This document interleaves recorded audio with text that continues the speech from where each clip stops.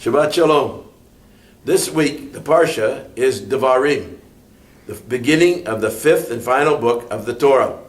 It gets its name from the first line of the Torah portion that we're going to read. Elah ha-Devarim asher diber Moshe el kol Yisrael.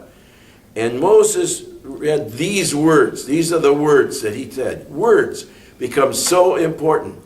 The name of the Parsha is Devarim. In Hebrew, Deuteronomy in English, a Greek term, which means the second. What does that mean? It means it's the second telling of the first four books.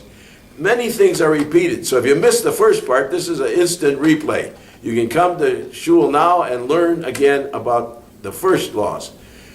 But in Devarim, we learn the importance of words and how they're said.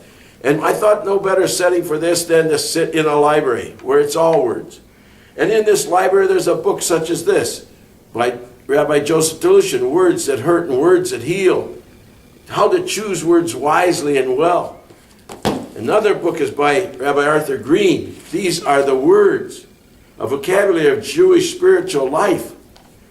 And finally, I have a book by Rabbi Harold Kushner, which is The Lord is My Shepherd, the 23rd Psalm. Words that are comforting, words that are soothing at a time of need.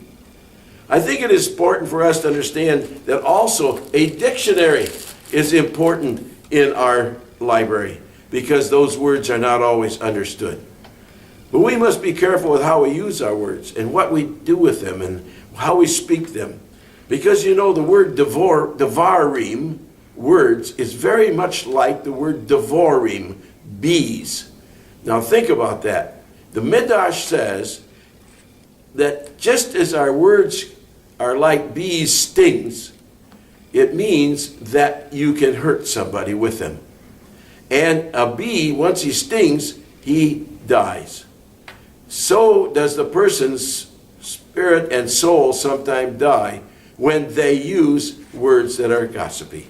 So I want you to think about this portion and think about what it has to say. And when at the very end of the beginning, it says to us that Moses undertook to expound this teaching.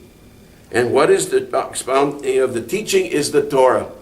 And it says in a commentary, it is also necessary, though, for people to learn what God requires of them in a language that they can understand.